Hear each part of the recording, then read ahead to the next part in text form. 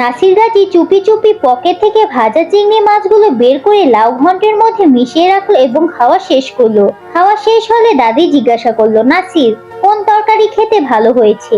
নাসির গাজী তৃপ্তি ভরা কণ্ঠে উত্তর দিল, দাদি, লাউ চিংড়িটা খেতে খুব ভালো হয়েছে। দাদি অবাক হয়ে মাথায় হাত দিয়ে বললেন, কি বলছো নাসির? আমি মাছ খাই না, ছুঁয়েও না, এটা সবাই জানে। তা তুমি কোথায় চিংড়ি মাছ দেখলে? তুমি এসব কি বলছো? তাহলে এই চিংড়ি মাছ এলো কোথা থেকে? বলতেই নাসির গাজী একটি চিংড়ি মাছ দেখালো। চিংড়ি মাছ দেখে দাদি হতবাক। দাদি তখন নাসির গাজীর হাত ধরে বলল, হয়তো ভুল করে এসব হয়ে গেছে। তবে নাসির, এ কথা যেন কারো কানে না যায়, তাহলে সবাই আমাকে ভুল বুঝবে।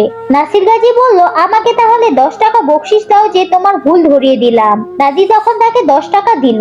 কৃপণ দাদির কাছে টাকা পেয়ে নাসির গাজী রাজার কাছে গিয়ে সব ঘটনা খুলে বলল। রাজা নাসির গাজীর বুদ্ধির প্রশংসা করলেন এবং তাকে অনেক পুরস্কার দিলেন।